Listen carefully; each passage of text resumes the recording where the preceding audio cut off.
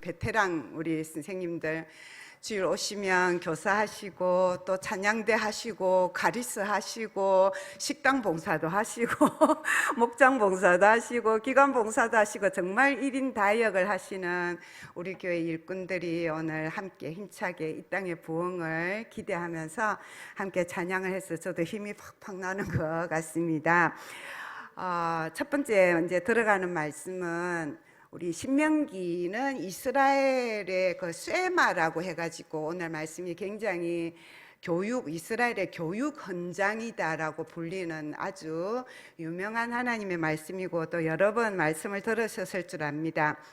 거기에 이제 배경으로 전해드릴 예화가 있는데요. 이 주후 70년에 예수님이 주 한 30년경에 십자가에 달려 돌아가셨는데 그때도 로마의 식민지 상태였지만 주 70년경에 이스라엘의 반란이 로마의 반역을 일으키는 일이 일어나서 큰 군대를 보내서 예루살렘 성벽이 완전히 다 부서지고 점령당하고 하나님의 성전도 다 부서지는 이스라엘 도성이 완전히 망하는 일이 주 70년경에 일어나게 됩니다. 로마군이 이 예루살렘을 포위하고 마지막 이제 총공격을 개시하기 전에 이 이스라엘 사람들에게 통보를 했다고 합니다. 내일이면 이제 당신들은 이제 항복하고 망하게 된다. 그때 우리가 은혜를 하나 베풀겠는데 꼭 남겨둬야 될 건물 하나를 말해주면 그건 안 부수겠다, 파괴하지 않겠다. 그랬을 때 이 이스라엘 장로들과 지도자들이 모여서 밤이 맞도록 고민하고 무엇을 선택하여 남길 것인가 그렇게 회의를 했다는 거죠. 그때 결과는 무엇이었을까요? 바로 학교를 남기자라는 거였답니다. 왕궁도 아니고 행정부 대표 건물도 아니고 심지어는 성전도 선택하지 않았다는 것입니다. 이스라엘 사람들은 구약 시대부터 저때 오늘날까지 이르도록 이 교육의 힘을 가장 중요시하는 민족이었기 때문이고 오늘 이 예루살렘이 완전히 부서지는 한이 있더라도 우리의 다음 세대에게 이스라엘 나라로서의 정체성과 교육, 신앙을 전수할 수만 있다면 하나님이 우리나라를 다시 세워주실 것이라는 소망을 가졌기 때문에 학교를 남기자라는 선택을 했다라는 이야기를 들었습니다. 교육은 현재를 넘어서는 미래의 보장입니다. 국가나 사회체제 속에서 이 교육의 중요함은 어느 나라나 마찬가지로 다 알고 있지만 이 교육의 목적이나 그 교육을 잘하는 방법에 대해서는 시대적으로 상당한 변화를 겪고 있습니다. 최근에 문제가 되는 리박스쿨 그런 것 같이 유신시대, 일제시대 이럴 때에는 나라의 이념이 중요하던 시대에는 국가 이데올로기를 주입시키는 그 도구로서 교육을 사용하였고 대대로 오늘날까지 변하지 않는 교육의 목적이 있다면 바로 교육을 통해서 이제 인생의 성공을 이룰 수 있다는 것, 출세의 수단이 된다는 것, 개천에서 용날 수 있는 기회는 교육을 통해서밖에 없다. 그래서 옛날에 우리 어르신들도 자녀 교육에 대해서만은 시간과 돈을 아끼지 않고 최대한의 희생을 통해서 자녀를 양육하는 데 최선을 다해왔습니다. 오늘날에는 이 대학이라는 곳이 그리고 중고등학교가 어떤 학문에 대한 목적보다는 그런 출세와 성공의 그 목적으로서 더 많이 집중되어 있고 또 가정에서도 양육비와 사교육비가 많이 들기 때문에 그것 때문에 아이를 많이 낳아서 기를 수 없다라는 그런 말들을 많이 합니다. 그래서 또 부모들이 아이들에게 다구칠 때, 야, 공부해서 남주냐, 공부 열심히 해라, 다 니를 위한 거다, 그런 말들을 옛날부터 참 많이 했죠. 그러나 여러분들은 그런 말 따라하면 됩니까, 안 됩니까? 공부해서 남주나가 아니라 공부해서 어떻게 하자고요? 남주자. 공부해서 남주자. 공부해서 다른 사람을 이롭게 하고 나라를 이롭게 하고 하나님께 영광 돌리는 사람이 되어야 한다라고 가르치는 것이 우리 교육의 목적이 되어야 할 것입니다. 제가 약 30년 전, 그러니까 30대 초에 진짜 갓 30살 되었을 때 신학교를 졸업하고 이제 전임으로 부산진교회에 갔었는데, 거기에 저보다 먼저 선배 전도사님이 이미 9년 동안 중고등부만 진교에서 하고 있었는데, 교회 가까이 자취방을 얻어두고 그냥 거의 매일 애들이 그 자취방에 와서 머물게 하고 라면 끓여주고, 주일도 토요일 주일 하루 종일 있으면서 그 3, 40명 되는 중고등부 학생들에게는 정말 이 친구같이 선배로서 그렇게 잘하고 있는 존경스러운 여전도사님이 있었습니다. 시집을 하나 냈어요. 그 책 제목이 뭐냐면, 시집 제목이 특이합니다. 학교가 불났습니까? 아침부터 웃게. 이게 뭔 제목이냐 하고 물어봤더니, 이 전도사님이 이제 그 교회 가까이 사니까 아침에 일찍 나갔나 봐요. 산책 나가다가 우리 교회 이제 고등학교 학생을 만난 거죠. 근데 인상을 팍 찌그러 가서, 너 아침부터 왜 그래 찡그리고 가냐, 얼굴 좀 펴고 다니라. 그러니까 걔가 하는 대답이, 학교가 불났습니까? 아침부터 웃게. 그랬다는 거죠. 그러니까 이 이스라엘 나라는 나라가 망해도 학교는 살리려고 하는 그런 소망의 장소가 학교였는데, 우리나라 고등학생은 학교가 불나지 않으면 웃을 일도 없다라는 대답을 했다는 거예요. 그도 그럴 것이, 그때는 정말 전기의 한 학교, 후기의 한 학교, 딱 두 학교밖에 못 넣었어요. 그리고 지금보다 학생은 훨씬 많았어요. 중고등학생이 많고. 그러니까 좋은 학교에 가기 위해서 그 한 번의 시험에 붙어야 되는 거예요. 안 그러면 재수생 되는 거죠. 재수하기도 다들 어려운 시대였는데, 그러니까 이 중고등학교 다니는 아이들에게 정말 입시가 중요한 문제고, 나라에서 뉴스도 하루 종일 했어요. 그 중에 한 시를 소개해드리자면, 제목이 모사부 일체. 어머니 서성 아버지가 한 몸이다. 그 시 내용이 저게 전문이에요. 뭐라고 돼 있냐면, 인사는 딱 한 가지 잘 돼가나, 화제는 단 하나 대학은 꼭 가야 한다, 대화는 단 한마디 너는 꼭 붙어야 한다. 정말 아이들 입장에서 쓰신 거죠. 시집, 요만한 시집이 거의 저런 내용이에요. 예, 학교에서의 현실에서 아이들이 스트레스 받고 힘들어하는 거. 그 다음에 이제 뒤에는 그때는 아직 막 민주화 운동 할 때잖아요. 또 나라 잘못되어 가는 데 대해서 또 막 힘들어하는 내용, 그런 걸로 적은 거를 다시 보면서, 그래도 요즘은 대학 가기는 많이 쉬워졌고, 또 조금 많이 추세가 바뀌어서 취업과 진로에 관심이 더 많아진 그런 시대가 되었는데, 저 때는 정말 그랬구나. 그런데 왜 그랬구나 하냐면, 저는 별로 실감을 못해요. 왜냐하면 저 같은 경우는 학교에 가고 싶어서 힘들어하는 청소년기랑 청년기를 보내가지고, 그러니까 아이들이 대학 가는 게 스트레스다 하는 게 저는 진짜 실감이 안 났는데, 그 마침 중고등부를 맡은 그 전도사님이 정말 아이들에게, 졸업한 아이들에게까지도 그래서 그 진짜 사부가 돼가지고 늘 그렇게 챙겨주는 걸 보고 참 많이 배웠던 저 초창기가 생각이 납니다. 이제 여러분도 아마 그런 시대에 여러분의 자녀를 양육하신 어르신들이 이 자리에 훨씬 많고, 이 자리에 지금 학부모로 계시는 분은 세 가정밖에 없는 것 같습니다. 담임 목사님, 우리 오집사님, 구집사님 세 가정밖에 없는데, 우리 어르신들, 성도 여러분들, 여러분이 자녀를 양육할 때를 한번 되돌아보면서 몇 가지 한번 질문을 해보면 좋겠어요.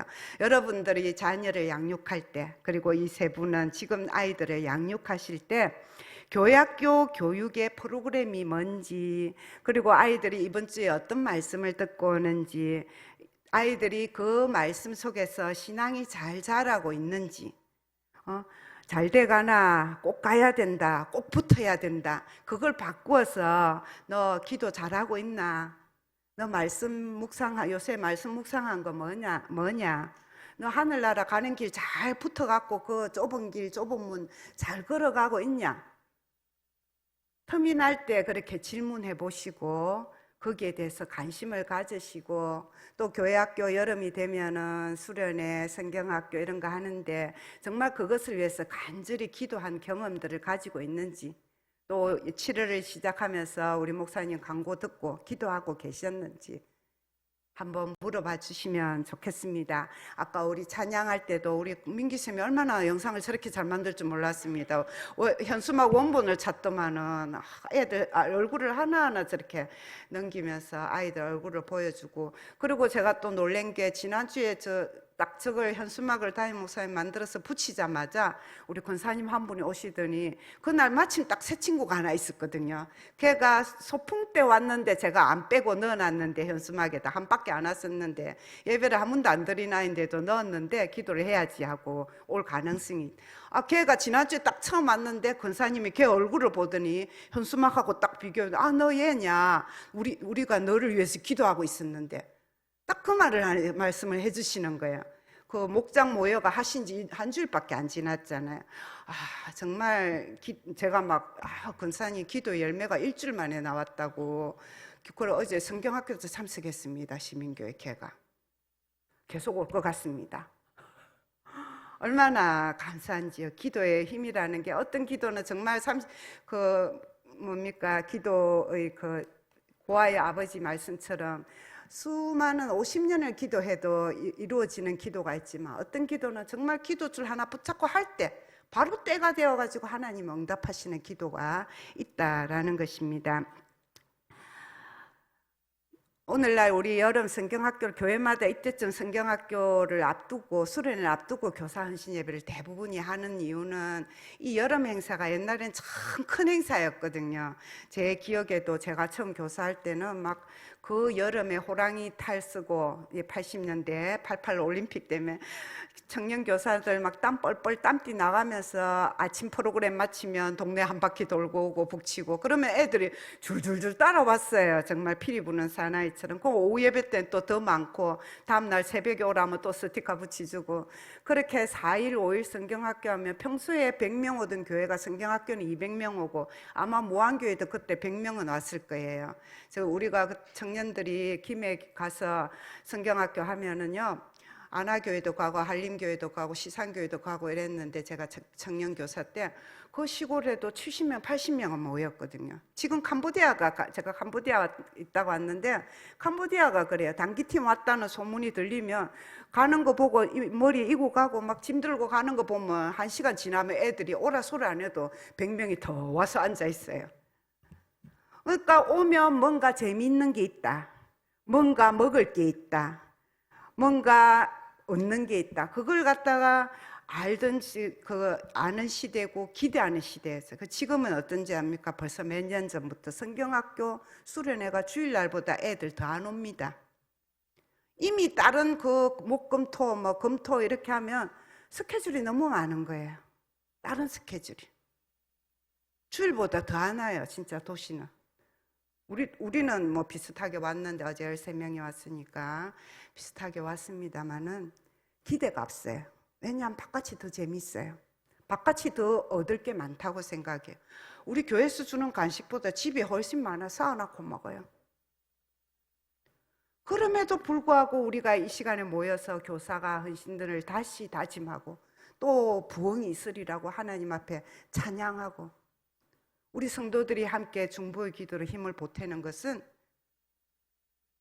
그럼에도 불구하고 기도의 힘이 있고, 그럼에도 불구하고 말씀의 힘이 있고, 그럼에도 불구하고 성령이 역사하시면 그 아이들 중에서 이 교회를 이끌어갈 하나님의 지도자가 세워지고 있는 거예요. 지금 그 아이들 중에 이 나라를 새로운 나라로 만들고 이끌어갈 지도자가 우리 아이들 속에 있는 거예요.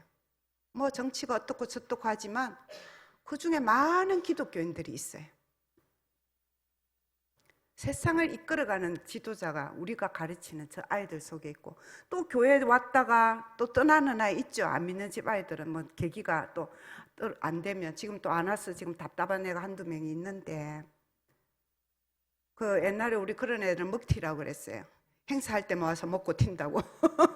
근데 알고 보면 그 먹튀도 얼마나 소중한지 몰라요. 그 행사 때마다 오는 애도 기억이 되는 게, 어른 새가족을 해보면 그렇게 먹고 튀었던 경험이 안 잊어버려가. 어렸을 때 다시 돌아올 수 있는 씨가 되는 거예요. 어제 우리 프로그램 중에 제가 인상 깊고 다음에 써먹어야지 몇 개를 배웠는데, 이렇게 종이컵을 십자가 모양으로 딱 널어놨고 아이들에게 탁구공을 3개씩 주면서 그 탁구공 하나하나에 예수님을 믿었으면 좋겠는 사람 이름을 새기라는 거예요. 그래가지고 그 컵 속에 씨를 심듯이, 그 십자가 모양의 종이컵 엎어놓은 데다가 씨를 심듯이 하나씩 넣으라고 그래요. 그리고 기도하게 하는 거예요. 여러분들이 교회 학교를 위해서 기도해 주시고, 여러분들이 자녀를 신앙으로 양육하려고 반학, 사춘기 되면 믿는 집 애들도 반학 많이 하거든요. 그게 요즘은 정말 가정 안에서 신앙 전수하기도 힘든 시대가 됐어요, 솔직히. 그럼에도 불구하고 최선을 다해서 신앙을 강조하고 신앙 우선순위를 가르치고 또 기도하고 또 기도하고 또 잔소리처럼 들리지만 하는 것은 씨를 심는 일이기 때문에, 말씀의 씨가 어릴 때 심는, 그게 너무너무 중요하기 때문에. 지금 가뭄이잖아요. 그래도 봄에 심어놨던 것은 그 중간에 비가 왔기 때문에 저희 집에 요즘 물 준다고 힘든데 조그만 텃밭 하나 있고 20평도 안 된 텃밭 있고 꽃밭 좀 있는데 비가 오니까 맨날 줘도 다음날 되면 또 바짝 말라있고 또 바짝 말라있는데 하늘에 비 한 번 내리는 것만큼 효과가 없어요. 그렇잖아요. 하늘에 비가 한 번 내리면 며칠 가거든요.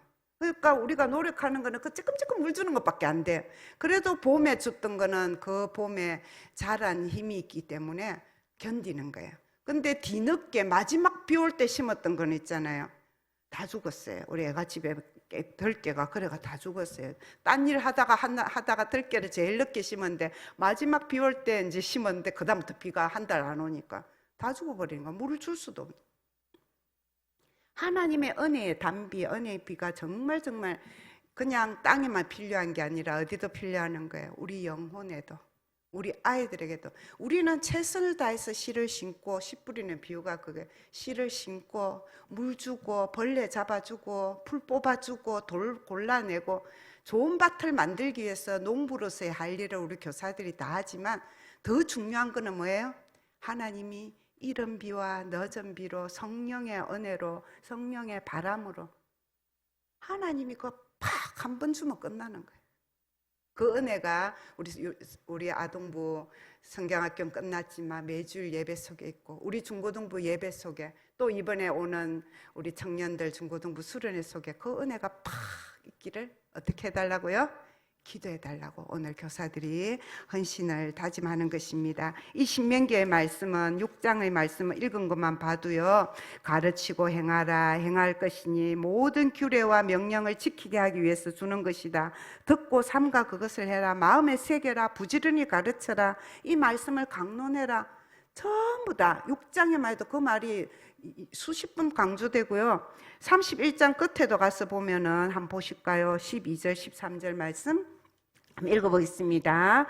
곧 백성의 남녀와 어린이와 내 성읍 안에 거류하는 타국민을 모으고 그들에게 듣고 배우고 내 하나님 여호와를 경외하며 이 율법의 모든 말씀을 지켜 행하게 하고 또 너희가 요단을 건너가서 차지할 땅에 거주할 동안에 이 말씀을 알지 못하는 그들의 자녀에게 듣고 내 하나님 여호와 경외하기를 배우게 할지니라.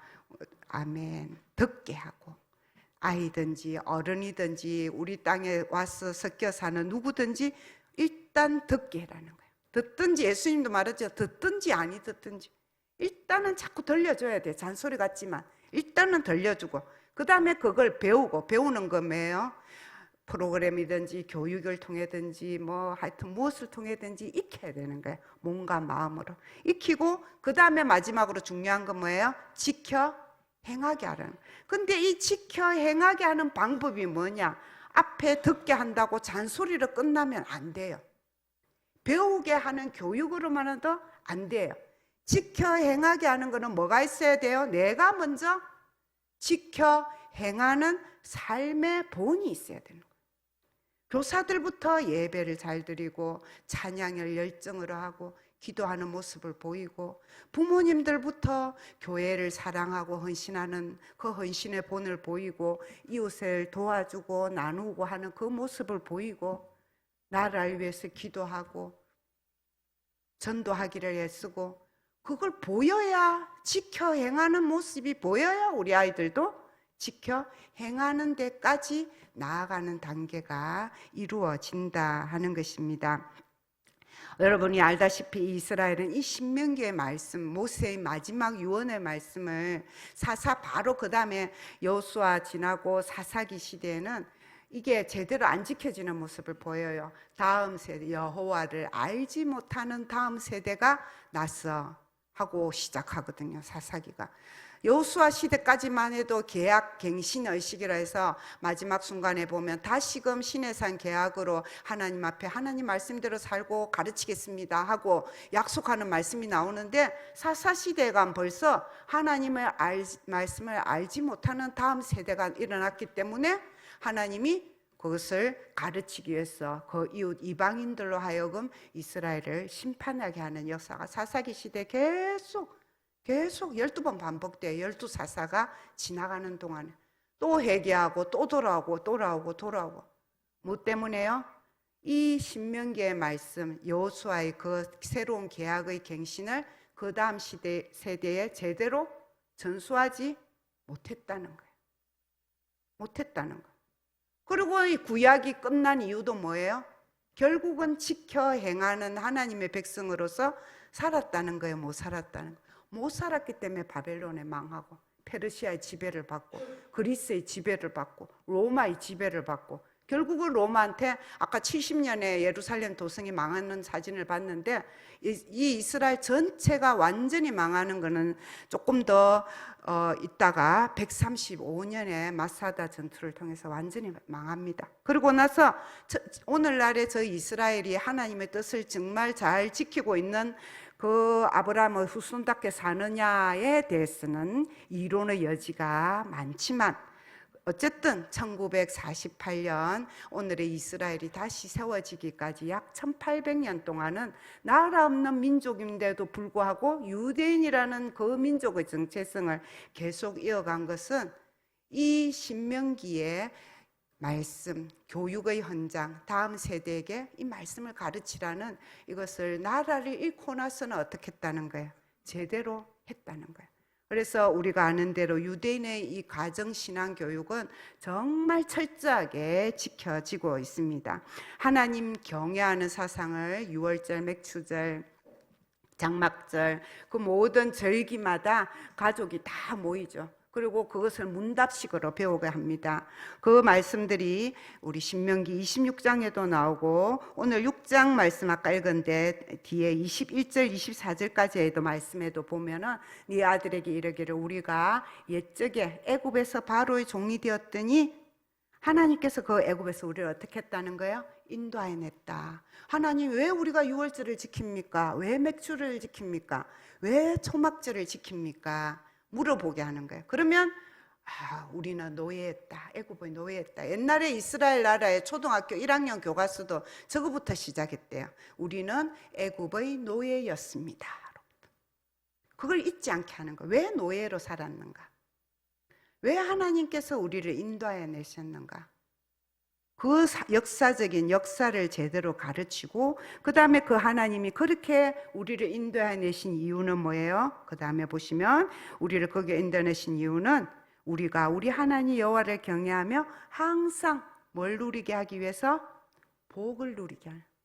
신명기 8장 말씀에도 보면 너희에게 많은 율법과 계명과 규례를 주신 것은 너희들을 그 율법으로 얽어매려고 하는 게 아니라, 억압하려고 하는 게 아니라, 힘들게 하는 게 아니라 너희들이 행복하게 사는 방법이 하나님의 말씀을 듣고 지키는 것이기 때문에 복 주려고 하는 거라는 거예요.